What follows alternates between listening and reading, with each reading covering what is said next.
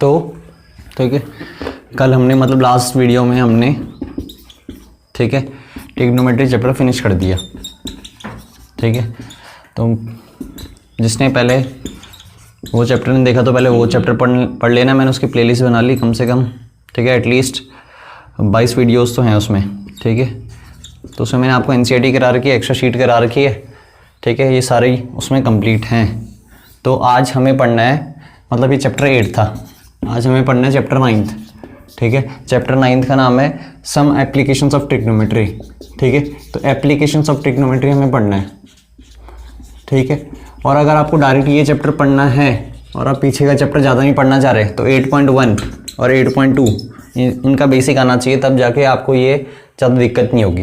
ठीक है, तो अगर आपको डायरेक्ट ये पढ़ना है तो 8.1 और 8.2 एक्सरसाइज कर लेना और उसके बाद सीधा ये कर सकते हो। ठीक, तो और मैं एक और चीज़ बताता हूँ, इसका मैं टेस्ट लूँगा। ठीक है, 2-3 दिन में, तो मैं तुम्हें पहले बता दूंगा। तो टेस्ट मैं डाल दूंगा टेलीग्राम चैनल पे, जो ऑनलाइन देख रहे हो वहाँ से टेस्ट देके फिर अगले दिन उसका एनालाइज करके ठीक है तुम अपना टेस्ट दे सकते हो।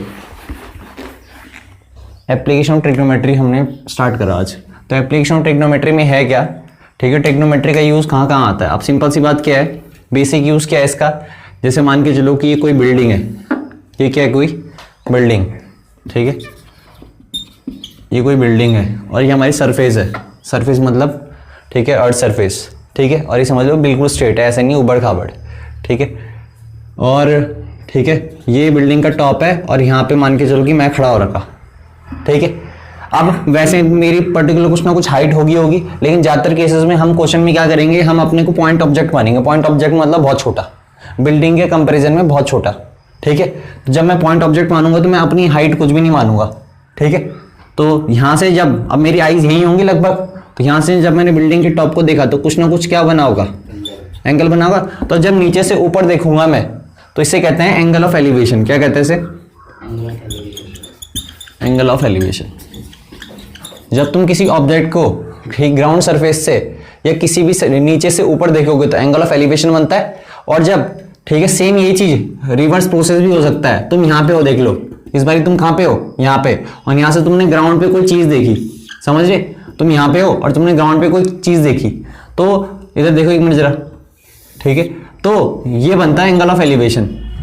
ठीक है, तो एंगल ऑफ ये बनता है angle of depression. Depression angle किसके बीच बनता है? ये होती है लाइन ऑफ साइट। क्या होती है? Line of site. मतलब जैसे मैं देख रहा हूँ तो ये मैं ना, ठीक है, वहां नहीं बनेगा। ठीक है, तो ये लाइन ऑफ साइट रहती है और ये हम देख रहे हैं ऑब्जेक्ट को, तो एंगल हमेशा बनेगा लाइन ऑफ साइट और ठीक है किसके बीच, जिस जगह हम देख रहे हैं। तो देखो लाइन ऑफ साइट अभी हमारी ये होगी थी और ये हमारा क्या है, ठीक है, जिस लाइन में हम देख रहे हैं। ठीक है, तो इसके बीच जो भी इनके बीच के एंगल को कहते हैं हम, इसे कहते हैं एंगल ऑफ एलिवेशन, इसे कहते हैं एंगल ऑफ डिप्रेशन। हाँ, यहाँ से हम नीचे को देख रहे हैं, इधर ऐसे देख रहे हैं हम, यहाँ से यहाँ। ठीक है, इसमें सिंपल क्या है, ठीक, इसे भी समझा देता हूँ। ये हमारी कोई बिल्डिंग है, ये हमारी सरफेस है। ठीक है, और इस यहाँ ग्राउंड से मैं इस बिल्डिंग के टॉप को देख रहा। ठीक है, तो ये हमारी क्या होगी, ठीक है, जहां हम देख रहे हैं, और ये हमारी लाइन ऑफ साइट होगी। ठीक है, वैसे लाइन ऑफ साइट इसे भी कह सकते हैं कि जहां हम देख रहे हैं और ये हमारी अर्थ सरफेस होगी। ठीक है, स्ट्रेट लाइन, तो इनके बीच जो भी एंगल बनता है वो होता है थीटा। और थीटा का मतलब है एंगल ऑफ एलिवेशन। कुछ भी हो सकता है, यहाँ कुछ भी हो, हमें तो सिर्फ एंगल से मैटर करता है। हो सकता है बिल्कुल यहाँ एक और बिल्डिंग भी हो सकती है, कुछ भी हो सकता है। ठीक है, बस मैं तुम्हें समझाना चाह रहा हूँ कि एंगल ऑफ एलिवेशन होता क्या और एंगल ऑफ डिप्रेशन होता क्या है।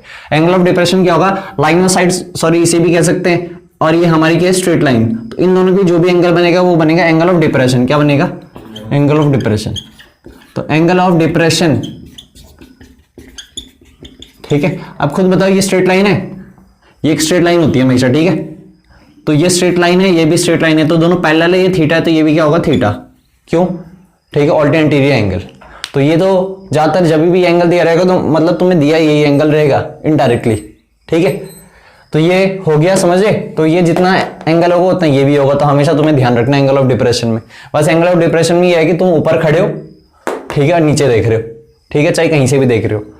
ठीक, तो ये हमारा, ठीक है, ऐसे ही। अब यूज क्या आता है? यूज ये आता है कि जैसे मान के चलो कोई बिल्डिंग थी, तुम्हें ये डिस्टेंस पता है बिल्डिंग से, बिल्डिंग के फुट से और तुम्हारे तक यहाँ पे तुम खड़े हो रखे थे ना, इसके बीच का डिस्टेंस पता है और ये एंगल पता है, तो तुम ये डिस्टेंस भी निकाल सकते हो, हाइट ऑफ बिल्डिंग भी निकाल सकते हो और ये डिस्टेंस भी निकाल सकते हो, ठीक है, यूजिंग ट्रिग्नोमेट्रिक रेशियोज। ठीक है, ऐसे ही तुम्हें कई बारी हाइट ऑफ बिल्डिंग दिया रहेगा और ये डिस्टेंस दिया रहेगा, तो तुम एंगल निकाल सकते हो कि तुम कितने एंगल पे देख रहे हो।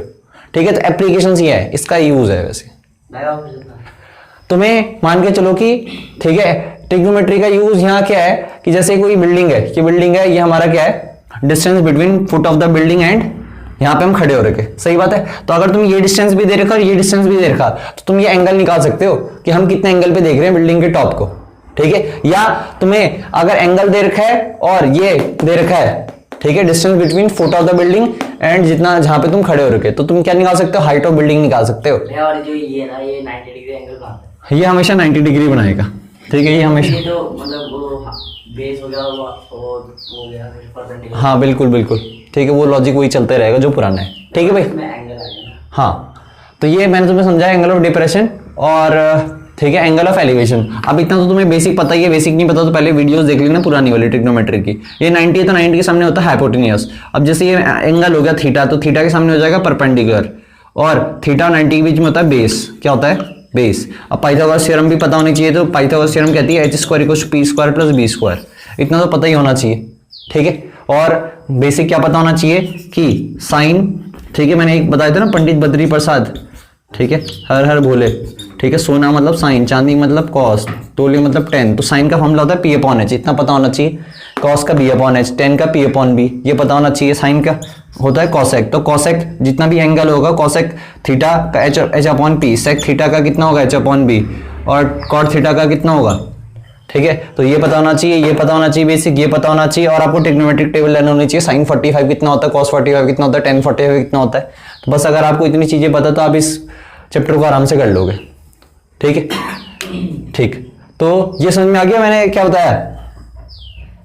ठीक है, तो ये लाइन ऑफ साइट है। ठीक है, जहां हम देखते हैं ना जिस भी तरफ, वो लाइन ऑफ साइट है। तो जैसे लाइन ऑफ साइट है, ठीक है, और ये हमारा हो गया ग्राउंड सरफेस। ठीक है, स्ट्रेट लाइन, ये हमारी स्ट्रेट लाइन होगी ऊपर के हिसाब से, और ये हमारी लाइन ऑफ साइट होगी। तो इनके बीच जो भी एंगल होगा, ठीक है, तो ये एंगल होगा एंगल ऑफ डिप्रेशन, ये होगा एंगल ऑफ एलिवेशन। ठीक, बाकी ठीक है, बाकी इसमें ज्यादा कुछ इंट्रोडक्शन है नहीं। इंट्रोडक्शन ज्यादातर इसका कहाँ जाता है, ट्रिग्नोमेट्री में। अब जिसको ये नहीं पता तो पहले उसे ये देखना पड़ेगा ये सारा। ठीक है, ट्रिग्नोमेट्री टेबल आनी चाहिए, तब जाके उस चैप्टर को ये डायरेक्ट कर सकता है। ठीक है, तो इस चैप्टर में बस ये बताना था कि एंगल ऑफ एलिवेशन और एंगल ऑफ डिप्रेशन, ठीक है, क्या होता है। अब सीधा आ जाओ क्वेश्चंस पे। ठीक है, तो 9 पॉइंट, इसमें एक ही एक्सरसाइज है, तो बताओ कितने क्वेश्चन है इसमें। इसमें टोटल क्वेश्चन है भाई 16। ठीक है, तो 16 क्वेश्चन में से, ठीक है, 16 क्वेश्चन है और एग्जांपल है 7, मतलब एनसीईआरटी में 23 क्वेश्चंस हैं। कितने, 23 क्वेश्चंस। तो 23 क्वेश्चंस, ठीक है, करेंगे हम, और उसके बाद हम शीट करेंगे। ठीक, तो देखो जरा, तो 9.1 का एक्सरसाइज 9.1 का अब हम कर रहे हैं एक्सरसाइज 9.1। 9.1 का क्वेश्चन नंबर 1 पढ़ो। ठीक है, अब इसमें आपको लैंग्वेज पढ़नी है। ठीक है, क्योंकि बिना लैंग्वेज का आपको समझ भी नहीं आएगा। अब क्या रहेगा, एक सर्कस आर्टिस्ट है, ठीक है, एक circus artist is climbing 20 metre long rope which is tightly stretched and tied from the top of a vertical pole to the ground, find the height of the pole. अब देखो ये कोई पोल है, देखो ये क्या है, ये है पोल। ठीक है, अब इस हमें क्या रखा है, एक जो सर्कस आर्टिस्ट है वो क्लाइंब कर रहा है 20 metre long rope which is tightly stretch and tight from the top of a vertical pole. तो ये वर्टिकल पोल है, इससे ये रस्सी है, ठीक है, रोप है। ठीक है, इस रस्सी को मैंने ग्राउंड पे बांध रखा, ये ग्राउंड पे बांध दिया। ठीक है, अब बांध दी कैसे रखा रस्सी को, ठीक है, पोल के टॉप से ग्राउंड पे बांध रखा। ठीक है, अब तुम कभी भी ऐसे तो नहीं बांधोगे ना कि रस्सी यहां पर सीधा नीचे खींच दी है। ठीक है, क्योंकि ये तो खुद ही पोल हो गया, तो ज्यादातर रस्सी ऐसी बंधेगी टेढ़े में। ठीक है, अब सर्कस आर्टिस्ट क्या कर रहा है, इस पे क्लाइंब कर रहा है, क्या कर रहा है, क्लाइंब कर रहा है। ठीक है, और 20 मीटर लॉन्ग रोप, तो ये इसकी लेंथ दे रही 20 मीटर लॉन्ग रोप, ये रोप है, समझ रहे, और ये क्या है, पोल। ठीक है, फिर हमें क्या रखा है, टाइटली स्ट्रेच का मतलब समझ में आ गया, एकदम स्ट्रेट है। अगर टाइटली स्ट्रेच नहीं बोलते ना तो तुम बोलते कि भाई ऐसे भी तो हो सकता था, ऐसे। ठीक है, रस्सी तो ठीक है जाता है, सॉरी ऐसे रस्सी ऐसे हो सकती है ना, ऐसे। ठीक है, तो ऐसे ऐसे कुछ नहीं है, हमेशा यहाँ स्ट्रेट लाइन की बात होगी। बाकी जो भी पढ़ोगे आगे पढ़ोगे, अभी तो नहीं पढ़ोगे। Find the height of the pole. ठीक है, इफ द एंगल, तो हमें हाइट ऑफ पोल निकालनी, मतलब ये निकालनी मुझे, if the angle made if the angle made by the rope with the ground level. अब ये ग्राउंड लेवल है, देखो ये ग्राउंड लेवल है और ये क्या है रोप, तो एंगल कितना बना है ग्राउंड लेवल और रोप के बीच में, ठीक है ठीक है, कितना बना 30 डिग्री। तो ये एंगल ऑफ एलिवेशन है, ठीक है, क्योंकि वो नीचे से तो चढ़ा होगा ऊपर, अरे नीचे से तो चढ़ा होगा कि ऊपर से नीचे आएगा, नीचे से चढ़ा होगा ना ऊपर, ठीक, क्लाइंब कह रखा है इसमें, ठीक है। तो ये हमें एंगल 30 दे रखा। अब हमें सिंपल क्या निकालना है, ये निकालना है, ठीक है। तो लेट कर लो, लेट, ठीक है, लेट 90 हो जाएगा, ठीक है, H B the height of pole. अरे सही है, तो ये मैंने कितनी मान ली, ये पोल है तो इसकी हाइट मान ली एच, ठीक, ये तो हमेशा 90 होगा ही होगा, ठीक है, स्ट्रेट। अब तुम खुद बताओ, ठीक है, ट्राइंगल भी ले सकते हो, इसका नाम दे दो ए बी सी, ठीक है। तो इन ट्राइंगल ए बी सी, अब खुद बताओ इन ट्राइंगल ए बी सी, 90 के सामने हाइपोटेन्यूस, ये एंगल है, एंगल के सामने क्या होता है परपेंडिकुलर, तो परपेंडिकुलर तुम्हें निकालना, हाइपोटेन्यूस गिवन है, तो पी अपॉन एच किस में आता है, अब ये भी बताया था, पी और एच किस में आता है साइन थीटा में, तो साइन थीटा ले लो। तो sine theta, we know that sine theta कितना होगा परपेंडिकुलर, परपेंडिकुलर कितना है ए बी है ना, परपेंडिकुलर ए बी, और हाइपोटेन्यूस कितना है ए सी, साइन 30 कितना होता है 1/2, ए बी कितना है एच है ना, ए बी एच, ए सी है 20, तो 20 इधर जाएगा तो 20/2 कितना हो जाएगा 10, तो हाइट आ गया 10, ठीक है, यूनिट क्या थी मीटर, तो देयरफॉर, ठीक है, हाइट ऑफ पोल कितनी निकल गई, ठीक है 10 मीटर। तो ऐसे करना है इन क्वेश्चंस को, ठीक है, करो नोटिस।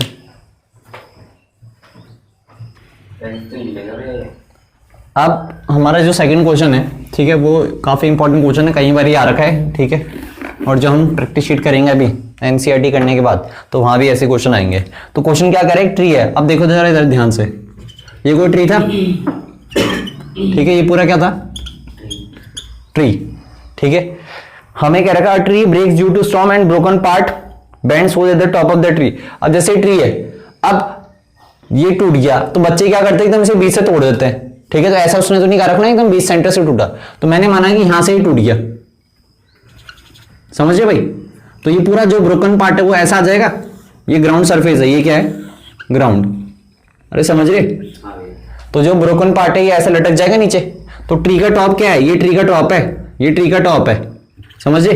तो ट्री का टॉप ग्राउंड के साथ कितना एंगल बना रहा है बताओ, top of the tree ground के साथ कितना एंगल बना रहा है, पढ़ो 30 डिग्री, ठीक है। अब ये पार्ट और इस पार्ट की लेंथ सेम ही तो होगी, समझ रहे। तो अगर मैंने इसकी नेमिंग दे दी ए बी सी डी, तो तुम्हें खुद पता है जितना ए बी होगा उतना ही क्या होगा बी डी होगा, क्योंकि यही तो बैंड होगी ये बना है, तो ए बी और बी डी ना, ठीक है।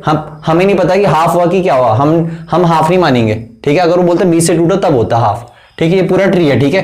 तो अब हमें आगे क्या रखा है, the distance between the foot of the tree, तो फुट ऑफ द ट्री ये है, देख लो, ठीक है। The distance between the foot of the tree to the point where the top touches the ground is 8 metre. तो देखो top कहां पे टच हो रहा है, यहां पे, और फुट ऑफ द ट्री है, तो इनके बीच का डिस्टेंस मुझे दे रखा, कितना दे रखा 8 मीटर, समझिए भाई।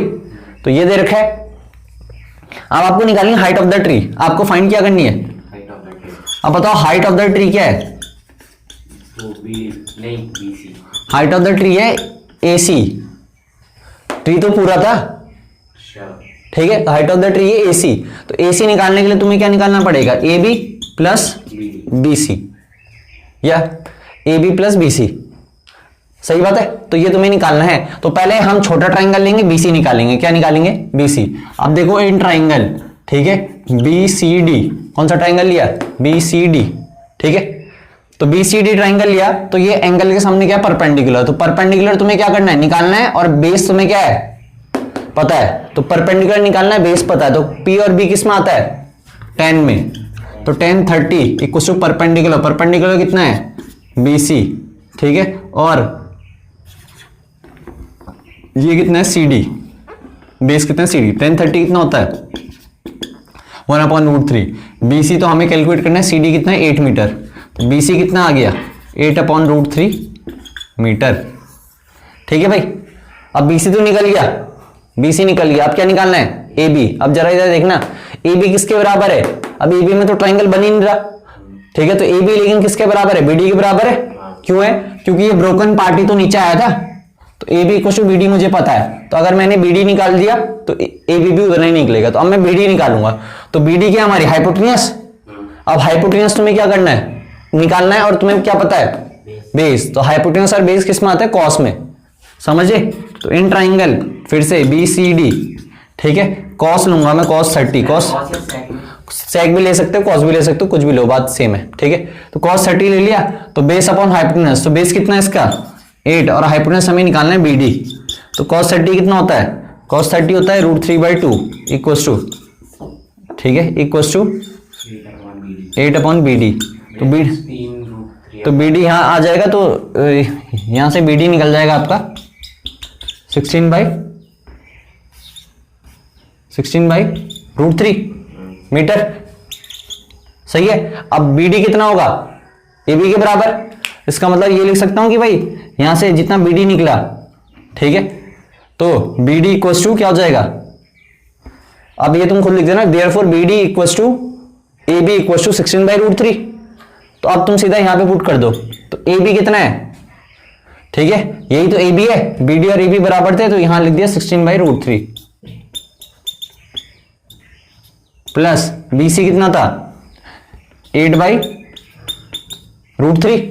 अब एलसीएम ले लेना, अब रफ इसे तो सिंपलीफाई खुद भी कर सकते हो, कैसे, √3 क्या ले लिया एलसीएम, 16 + 8 कितना हो जाएगा 24, तो 24/√3। अब रेशनलाइज करोगे, क्योंकि रूट नीचे नहीं रहना चाहिए, तो √3 कितना हो जाएगा 3, कितना हो जाएगा 3, तो 24√3, 3 8 जा, तो 8√3 मीटर, ये हमारा आंसर है 8√3 मीटर। तो ये पार्ट तुम खुद इससे अरे वो नीचे √3 से 3 नहीं हो सकता, ये तो फिर से √3 × 2 हो जाएगा, क्या, मतलब √3 × 2 नहीं हो सकता, कहाँ ये 3 अरे वो 24√3/3 है ना, हाँ, तो √3 से 3 अगर कैंसिल आउट होगा तो 2 करेंगे। नहीं √3 से 3 कटेगा तो फिर यही आ जाएगा ना। अच्छा भाई, मतलब √3 आ जाएगा वापस। हाँ, तो हमें रूट हटाना है, इसलिए कर रहे हैं सभी, ठीक है। तो इसके बाद, ठीक है, ये लिख देना, ठीक है, सिंपलीफाई तुम खुद भी कर सकते हो। ये सेकंड क्वेश्चन है, ठीक है, सॉरी फर्स्ट लिख रखा है, सेकंड क्वेश्चन है, ठीक है, ट्री वाला।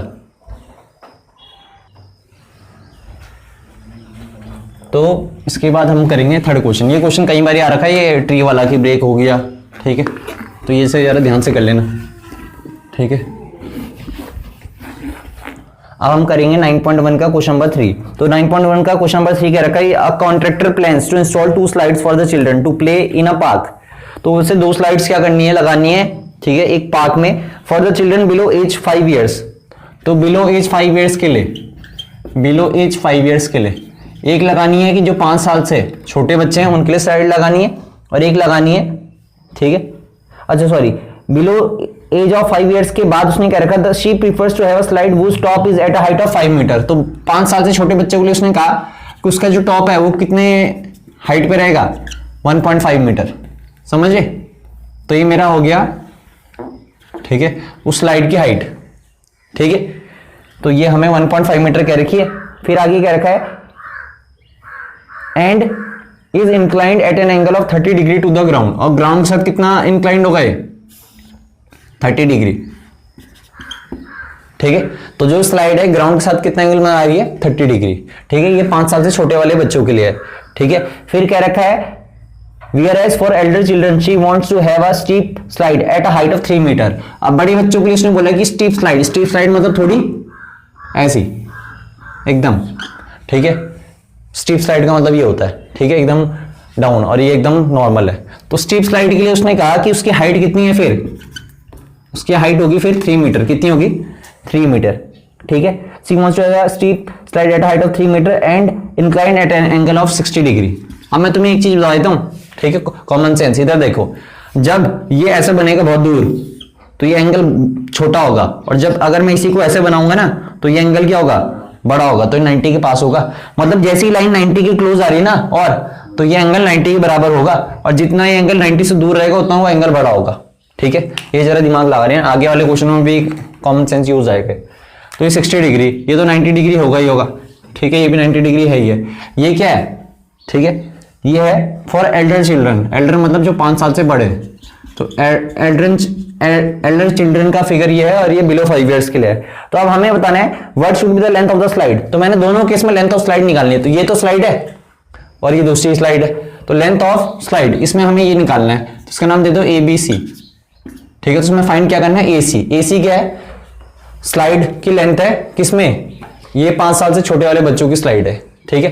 तो हमें AC निकालना है। हमें ये एंगल के सामने क्या होता है, परपेंडिकुलर, तो परपेंडिकुलर हमें क्या करना है पता है, सॉरी, और हाइपोटेन्यूज हमें निकालना है। तो P और H किस में आते हैं, साइन थीटा में। तो हम ले लेंगे, ठीक है, इन ट्राइंगल, ठीक है, ABC साइन थीटा, साइन 30 किसके बराबर हो जाएगा, परपेंडिकुलर कितना है AB और हाइपोटेन्यूज कितना है AC। साइन 30 कितना होता है, हाफ, AB कितना है 1.5, AC कितना है, AC तो हमें निकालना है, AC क्या है इस स्लाइड की लेंथ, ठीक है। अब ये मल्टीप्लाई आएगा तो AC कितना आ जाएगा 3, 1.5 इंटू 3, ठीक है। इनका मल्टीप्लाई करोगे तो 3 आएगा, ठीक, क्रॉस मल्टीप्लाई हो जाएगी, ठीक है। तो ये निकल गई। तो length of slide for below 5 year children is कितना 3 मीटर। तो ये हो गया हमारा, ठीक है। ये अब सेम इसमें भी करेंगे, ठीक है। इसमें भी ले लो इन ट्राइंगल, ठीक है, इसे ले लो PQR, इन ट्राइंगल PQR। अब खुद बताओ, ठीक है। हमें फिर से ये निकालनी है लेंथ ऑफ स्लाइड, तो कितनी निकलेगी, ये हमें निकालना है और ये हमें पता है। तो एंगल के सामने परपेंडिकुलर, परपेंडिकुलर पता है, हाइपोटेन्यूज निकालना है। तो P और H किस में आता है, ठीक है, साइन थीटा में, तो इसमें भी ले लेंगे साइन थीटा। तो साइन 60 किसके बराबर हो जाएगा, ठीक है, PQ अपॉन, ठीक है, PR, ठीक है भाई। तो साइन 60 कितना होता है, PQ कितना है 3, PR निकालना है, ठीक है। तो 2 3 या 6 हो जाएगा, तो PR निकल जाएगा 6 अपॉन रूट 3। तो 6 अपॉन रूट 3 को रेशनलाइज कर लेना खुद, ठीक है। रूट 3 से मल्टीप्लाई, रूट 3 से डिवाइड, तो PR निकल जाएगा आपका, ठीक है, 2 रूट 3, कितना निकल जाएगा 2 रूट 3 मीटर, ठीक है। रेशनलाइज करने के बाद आएगा 2 रूट 3। तो इसके बाद फिर से ऐसे लिख देना, therefore length of slide for elder children is 2 root 3 metre. अब उन्होंने कई बार रूट 3 की वैल्यू भी रखी रहती है, सुन लो, उन्होंने कई बार रूट 3 की वैल्यू भी रखी रहती है। तो आपको इस चैप्टर में रूट 3 पता होना चाहिए 1.732 होता है, और रूट 2 की वैल्यू पता होनी चाहिए 1.414 होता है। तो शायद से उन्होंने वैल्यू भी रख रखी होगी, तो तुम्हें अगर वैल्यू रख रखी होगी तो रूट 3 की जगह रख देना 1.732, ठीक है। क्योंकि तुमने रूट 3 की वैल्यू क्यों रखनी ज्यादातर, क्यों, तुम दुकानदार को, ये कॉमन एप्लीकेशन बेस्ड क्वेश्चन है, तो तुम दुकानदार को या कहीं भी जाओगे तो तुम ऐसे नहीं बोलोगे कि मुझे 2 रूट 3 मीटर की एक स्लाइड बना के दो। आप तो बोलोगे ना कि भाई मुझे 2.4 मीटर की दो या जितनी भी मीटर की दो उतनी, ठीक है। तो इसलिए हमेशा ज्यादातर क्या रखना पड़ता है, रूट 3 की वैल्यू रखनी पड़ती है ज्यादातर केसेस में, ठीक है। तो रखनी होगी तो तुम खुद रख देना, मैंने यहां तक करा दिया। तो ये PR क्या निकली, PR है जो बड़े बच्चों की स्लाइड है उसकी लेंथ 2 रूट 3 मीटर निकली, ठीक है। तो इसके आगे तुम खुद भी कर सकते हो। ये था क्वेश्चन नंबर 3, ठीक है, जो मैंने कराया अभी। अब इसके बाद मैं कराऊंगा क्वेश्चन नंबर 4, ठीक है। तो क्वेश्चन नंबर 4 भी ज्यादा कुछ डिफिकल्ट नहीं है, सारे इजी क्वेश्चन। तो क्वेश्चन नंबर 4 क्या कह रहा है, the angle of elevation of the top of tower from a point on the ground. अब देखो ये टावर है, ठीक है, ये टावर है, ये टावर का टॉप है और ये फुट है टावर का, ये हो गया ग्राउंड, ठीक है। ये क्या हो गया, ग्राउंड लेवल, ठीक है। तो अब हमें क्या रखा है, the angle of elevation of the top of tower from point on the ground which is 30 metre away from the foot of the tower is 30 degree. तो ये कोई पॉइंट हो गया ग्राउंड पे, ठीक है। अब इस ग्राउंड के पॉइंट से मैंने क्या देखा, ठीक है, नो स्लैक्स मतलब, एक मिनट है। तो इस ग्राउंड पे जो पॉइंट था वहां से टॉप ऑफ टावर देखा, तो कितना एंगल ऑफ एलिवेशन बना भाई, 30 डिग्री। कितना बना, 30 डिग्री, ठीक है। और अब हमें एक और चीज भी दे रखी है कि the angle of elevation of the top of tower from point of the ground which is 30 metre away from the foot of the tower. तो जो ये पॉइंट है ना ग्राउंड पे, ये फुट ऑफ द टावर से कितनी दूरी पे है, 30 मीटर पे। तो ये भी हमें गिवन है, ठीक है भाई। अब हमें निकालनी find the height of the tower, तो ये निकालनी मुझे। तो अगर इसका नाम मैंने PQR दे दिया, तो मैंने क्या फाइंड करना है, PQ क्या है, हाइट ऑफ टावर। तो ये मुझे फाइंड करना है, ठीक है।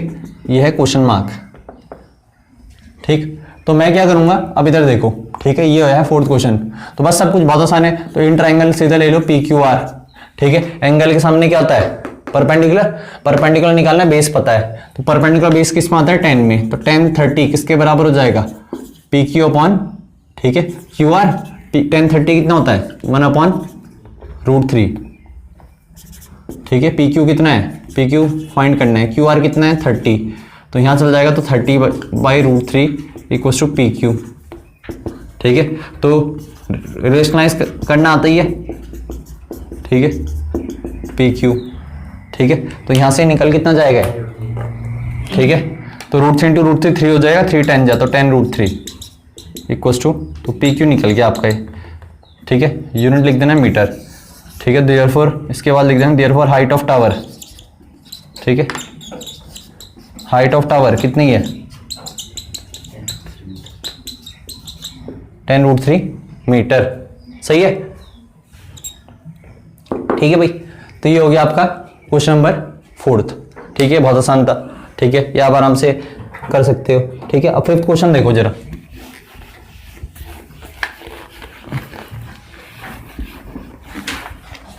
ठीक है। 5th क्वेश्चन क्या है, a kite is flying at a height of 60 metre above the ground, तो जो काइट है वो ग्राउंड से, तो ये अगर ये ग्राउंड होगा तो ग्राउंड से कितने मीटर ऊंची उड़ रही है 60 मीटर, ठीक है, उसकी हाइट 60 मीटर है ग्राउंड से, ठीक है। The string attach to the kite is temporarily tied to a point on the ground, अब जैसे मैंने मान के चला कि ये ग्राउंड था, अब मैंने जो इसका धागा है ना जहां से हम उड़ा रहे हैं उसे ग्राउंड पे बांध दिया, तो ये क्या बनेगा कुछ, काइट कैसे उड़ रही है, ऐसे में आप सीधे नहीं, काइट कभी भी सीधे में नहीं उड़ती, काइट हमेशा ऐसा एंगल बनाते हुए चलती है, ठीक है। सीधे में वो पर्टिकुलर किसी मोमेंट के लिए आ सकती है, ऐसे नहीं कि हमेशा एकदम सिर के ऊपर उड़े, सिर के ऊपर तो वो किसी इंस्टेंट पे आ सकती है, ठीक है। ज्यादातर वो ऐसे एंगल पे बनेगी हल्का सा, ठीक है, इंक्लाइंड होगी। तो kite is flying at a height of 60 metre above the ground, फिर आगे कहेगा the string attached to the kite is temporary tied to a point on the ground, तो ये धागा हमने ग्राउंड पे बांध दिया, ठीक है। और पतंग उड़ रही है ऐसे, पतंग यहां पे मान के चलो ये पतंग है, ठीक है, ये हमारी पतंग है, ठीक है भाई, ठीक है, हमारी पतंग है, तो ये उड़ रही है। The inclination of the string with the ground is 60 degree, तो ये ग्राउंड के साथ कितना इंक्लिनेशन कर रही है 60 डिग्री, ठीक है। तो ये धागा होगा और ये ग्राउंड होगा, तो कितना इंक्लिनेशन हो रहा है, ठीक है 60 डिग्री का। फिर आगे हमें क्या रखा है, find the length of the string, तो ये निकालनी है हमें, यही तो धागा होगा ये, तो हमें ये निकालनी है। तो अगर इसे मैंने P माना, इसे मैंने क्या माना Q, और इसे मैंने क्या माना R, तो मैंने फाइंड क्या करना है PR, क्या फाइंड करना है PR है क्या, PR है length of the string, length of the string है, तो ये मुझे फाइंड आउट करना है। अब इसमें आगे क्या रखा है, assuming that there is no slack in the string, slack का मतलब होता है गांठ, अब जब बहुत ज्यादा गांठें पड़ जाती है तो धागा क्या हो जाएगा, छोटा हो जाता है, ठीक है, तो कोई स्लैक नहीं है, स्लैक का मतलब गांठ वगैरह कुछ नहीं है, ठीक है, बिल्कुल स्ट्रेट है, ठीक है। तो ये हो गया क्वेश्चन तुम्हारा। अब तुम्हें खुद बताओ एंगल के सामने क्या है, परपेंडिकुलर दे रखा और क्या निकालना है, हाइपोटेनस निकालना है, तो परपेंडिकुलर निकालना है, परपेंडिकुलर दे रखा, हाइपोटेनस निकालना है, तो P और H किस में आते हैं साइन में, तो तुम ले लोगे इन ट्राइंगल, ये है 5th क्वेश्चन, तो इन ट्राइंगल कौन सा PQR, ठीक है, इन ट्राइंगल PQR, ठीक है, तुम ले लोगे क्या P और H साइन में आता है, तो साइन 60 किसके बराबर हो जाएगा, परपेंडिकुलर कितना है PQ, हाइपोटेनस कितना है PR, साइन 60 कितना होता है √3/2, PQ कितना है 60, PR कितना है, ठीक है, PR हमें फाइंड आउट करना है, 2 यहां मल्टीप्लाई होगा तो ये जाएगा 120 अपॉन √3, तो PR निकल जाएगा कितना 40√3, PR निकल जाएगा ये 120/√3,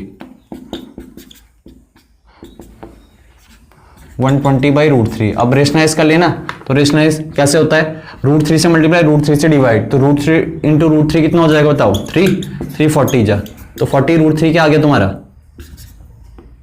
ठीक है, लेंथ ऑफ द स्ट्रिंग आ गई। अब √3 की अब उन्होंने वैल्यू रख देना, ज्यादातर तो रखी रहती है उन्होंने, अब क्या रखी रहती है, जब कुछ नहीं पता तो 1.732 रख दो, ठीक है, और जब टाइम कम है तो 1.7 रख दो, ठीक है। तो यहां कितना हो जाएगा 4 इंटू ये पॉइंट शिफ्ट हो जाएगा 17.32, तो PR कितना निकल जाएगा 4 2 जाए 8, 4 3 12, 4 7 28, 129, और ठीक है 4 4 6, 69.28 मीटर, ये किसकी है, लेंथ ऑफ द स्ट्रिंग, तो इतनी लेंथ होगी उस स्ट्रिंग की, ठीक है, समझे। तो ये हो गया आपको क्वेश्चन नंबर 5, ठीक है। तो आपने करना क्या है, ठीक है, ठीक है, ये पहले ये कर लो फिर आगे बढ़ता चलो। तो 7th क्वेश्चन देखो, सॉरी 6th क्वेश्चन। तो 6th क्वेश्चन है, ठीक है। तो हम 6th क्वेश्चन तक करेंगे, इसके बाद के क्वेश्चंस, ठीक है, आप खुद करोगे, ठीक है। और आगे क्वेश्चन को करने से पहले एग्जांपल कर लेना, ठीक है। तो आपका होमवर्क ये है कि आपको, ठीक है, एग्जांपल, सारे एग्जांपल करने हैं, साथ के साथ एग्जांपल, ठीक है। जो ऑनलाइन देख रहे हो ध्यान से सुन लो भाई, एग्जांपल करके रखने तुमने, ठीक है। एग्जांपल 7 एग्जांपल है, 7 एग्जांपल करने हैं, ठीक है। और जितने भी ये क्वेश्चन मैं करा रहा हूं ना, ठीक है, तो ये क्वेश्चन पहले खुद ट्राई करो फिर देखो, अगर नहीं आ रहा तो 6th क्वेश्चन देखो क्या है, ठीक है। तो 6th क्वेश्चन क्या है, अ 1.5 मीटर टॉल बॉय। अब मैं ज्यादातर कहा कि भाई हम अपने को पॉइंट ऑब्जेक्ट मानेंगे, लेकिन इसमें क्या रखा कि एक बॉय है जिसकी हाइट कितनी है 1.5 मीटर, तो ये 1.5 मीटर हाइट का बॉय मान लो, समझे। ये एक बॉय है जिसकी हाइट कितनी है 1.5 मीटर, ठीक है। अब ये कहां पे खड़ा होगा, ग्राउंड पे खड़ा होगा, ग्राउंड सरफेस पे, ठीक है। अब 1.5 metre boy is standing at some distance for 30 metre tall building. तो ये किसी बिल्डिंग से किसी दूरी पे खड़ा हो रखा, और बिल्डिंग की हाइट हमें दे रखी 30 मीटर, कितनी देर की 30 मीटर टॉल बिल्डिंग, ठीक है। फिर आगे हमें क्या रखा है, the angle of elevation from his eyes. अब इसकी आंखों से बिल्डिंग के टॉप को देखा तो कितना एंगल ऑफ एलिवेशन बना, ठीक है। तो हमें क्या रखा था, angle of elevation from his eyes to the building increases from 30 degree to 60 degree. तो पहले 30 डिग्री एंगल ऑफ एलिवेशन था, फिर कितना हो गया 60 डिग्री, क्योंकि वो मूव करा, वो क्या करा, मूव कर रहा है, ठीक है। तभी तुम एंगल क्या होगा, चेंज हुआ। तो यहां पे तुम करोगे ऐसी स्ट्रेट लाइन। अब स्ट्रेट लाइन क्यों बनाई, ठीक है ना, ग्राउंड सरफेस तो ये है, लेकिन इसकी आंखें तो ये है ना, तो ये लाइन ऑफ साइट समझ लो, ठीक है। एक ये लाइन ऑफ साइट, एक इधर। तो अब खुद बताओ, तो एंगल ऑफ एलिवेशन पहले कितना था 30 डिग्री, अब फिर चेंज होके कितना हो गया, तो 60 कैसे हुआ होगा, ये लड़का मूव करके यहां आगे बढ़ गया होगा, समझे, अरे समझ रहे, ये लड़का मूव कर गया। अब लड़का मूव कर गया तो बताओ ये 1.5 है, तो यहां पे भी कितना होगा। अब यहां से जब इसने दोबारा से टॉप को देखा तो कितना एंगल ऑफ 60 डिग्री। तो हमेशा जब भी ऐसा फिगर बनेगा तो बाहर का जो इसमें 2 ट्राइंगल है ना ऐसे करके, तो इसमें ये 90 डिग्री है मान के चलो, ये क्या है, तो जो ये एंगल होगा ये एंगल होगा, तो बाहर वाला हमेशा छोटा एंगल होगा, अंदर वाला हमेशा बड़ा एंगल होगा, जब एक ही साइड 2 एंगल बनेंगे, ये कॉमन सेंस की बात है। तो 30 डिग्री यहां है तो 60 डिग्री यहां बनेगा, समझे। तो बस अब हमें क्या रखा है, find the distance he walk towards the building. तो वो कितना डिस्टेंस मूव करा, इतना ही तो मूव करा, देखो यहां से यहां तक ही तो मूव करा, तो ये हमें निकालना है, बिल्डिंग की तरफ वो इतना मूव करा बस, ठीक है। तो आप इसकी नेमिंग कर दो, इसकी नेमिंग क्या हो जाएगी बताओ,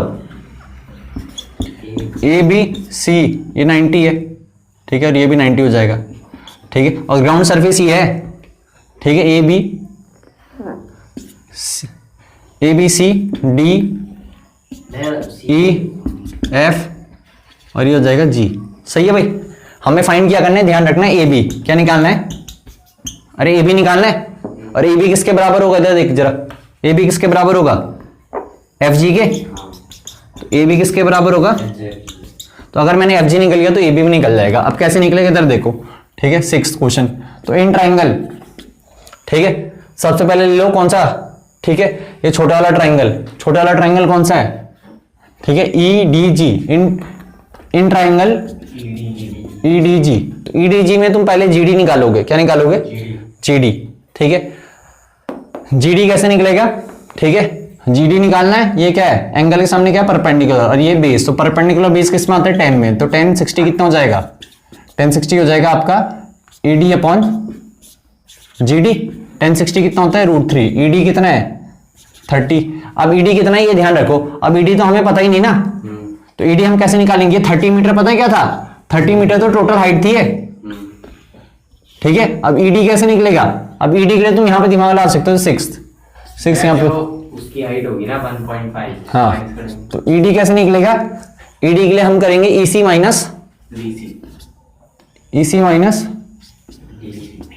सी डी या डी सी। तो ई सी कितना है 30, ये कितना है 1.5, तो 30 माइनस 1.5 कितना निकल जाएगा 28.5। तो ई डी कितना है 28.5, समझ रहे भाई, ये ध्यान रखना है इसमें। तो ई डी 30 नहीं आएगा, 28.5 आएगा, ठीक है, और ये आ जाएगा जी डी। तो जी डी कितना आ गया, जी डी आ गया 28.5 अपॉन √3। सही है।